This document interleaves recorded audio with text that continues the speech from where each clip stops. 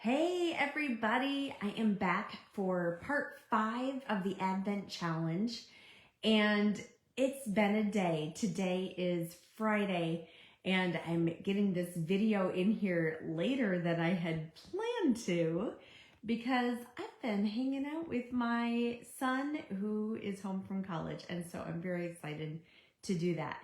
But I wanted to jump in here because all week we have been talking about ways that we can get ready so that we can be ready when Jesus comes. So again, as we said on Monday, that getting ready gets to be an active action, right? Getting ready, the word getting implies action. So we have talked all this week about ways that we can do that. We talked about getting your house in order. We talked about prayer. We talked about how we can listen. And what we're listening to. We talked about how we can look for God's grace in every moment of every day and see the places where Jesus is at work in our lives. So today, now that we have all of those things under our belt, we have started with getting our physical and mental and heart space cleaned up and in order. And we've gone through those other pieces in the process, prayer and listening and looking, seeking Jesus. Now it's time to act. Now, all along the way, as I said, each of those things does require action, but now we get to think about, okay, if I'm going to be ready for Jesus to come into my life, whether it's at Christmas time or it's his second coming or it's in every moment of every day, I get to be very intentional and committed to action. And I get to think about what is the action that God is calling me to right now. So the truth is that God is always calling us to bold action. He is always calling us to stand up and step out of the boat and let go of the boat so that we can trust him and to demonstrate our trust in him, our trust in his providence, and that he's going to take care of us. So why? Why is he calling us out of the boat? Why is he calling us to bold action? It's because when we are outside of our comfort zone, that's the only time that growth can happen. Let me say that again. Growth can only happen when we are stretched outside of our comfort zone. So like I said a moment ago, it's not until we're standing outside of the boat on the water that and we finally let go. We give our yes and we surrender to Jesus. Now Jesus can do the impossible through us. Now we can walk on the water toward him. And not only that, we can dance. We can dance in the storms. So what does that look like? 3 steps for you to consider when we think about actually taking the actions, okay? The first step is to decide, okay? You're going to decide, what is it that God is calling me to? This is where you get to make a decision and go through that discernment process and decide, okay, I believe that this is where God is calling me right now. Okay? Clear decision. The second step is to actually do it. Take the action and do what God is calling you to do. And the third step is to stay committed. Because how many of us know that sometimes we can get really excited about something that we think that God might be calling us to do, And we might kind of dip our toes in the water and not actually take the full action, not go all in 100%. Or we start to take the actions and then something gets hard about it. Something comes up. Maybe it's a distraction. Maybe it's, somebody else needs us. All kinds of things can pull us away from what we have committed to do, what we have intended to do. So it's important to stay committed. And here's the thing.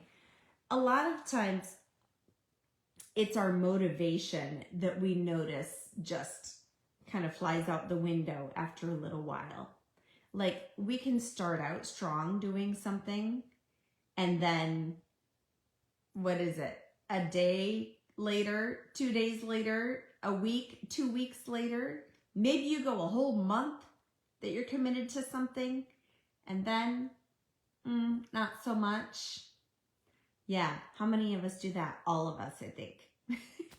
And there's a reason for that, because motivation is great to help you get started, but it's not reliable to help you keep going.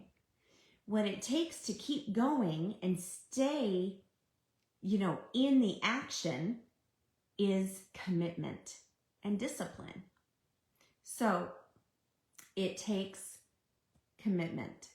You got to think about, why am I doing this in the first place? And also, the other thing that can help you keep going is knowing that you have exactly what is required to take that action according to God's will. If He's calling you to that action, you can bank on it. He is going to provide exactly what you need to do it. Simple as that. He just always, again, that's where we get to trust in His providence, right? So, 3 parts to that. Decide, do, and commit. So stay committed to the action for the long run or until completion. And so I wanted to, that's it for our 5-day challenge, but I wanted to kind of wrap this up with a pretty little bow at the end. After Advent, what is it that you will do on a daily basis to continue getting ready so that you can be ready to receive Jesus? So I want you to think about that. Think about, what will you do after Advent is over and we're into the Christmas season? What will you do on a daily basis to continue getting ready so you can be ready when Jesus comes? I would love for you to share in the comments what it is that you plan to continue doing on the other side of Advent. And we're not finished with Advent yet, right? We get to continue. You can go back and listen to these videos again. Again, there were 5 of them. And you can go through the whole process again next week for the 3rd week of Advent. And that would be a really great way to continue preparing for Christmas. And then share in the comments, what are you going to do after Advent? And if you need some help with, let me rephrase that. If you would like some support, if you know that you're a person who you think, oh yes, when January comes, I know I'm going to be all in for my New Year goals, and then 3 weeks in, I know they're going to be out the window. I would love to support you in that. Whether it's, you've got health goals, or you have, you have health goals, or you have personal development goals, you have any kind of goals, spiritual goals, maybe you know that you want to strengthen your prayer life. Whatever it is, I would love to support you. And maybe it's that thing that you're committing to continuing after Advent that you know your motivation might just turn on you and leave you hanging and leave you in the dust.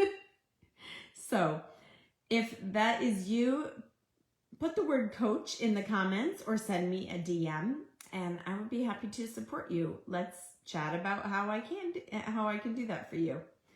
And thank you so much for joining me for this 5-day challenge. I hope that it has served you well. I hope that it has been very valuable to you. And I just want to say God bless you and all those that you love this Advent. And when we get to it in just over a week here, Merry Christmas to you and all those that you love. Bye.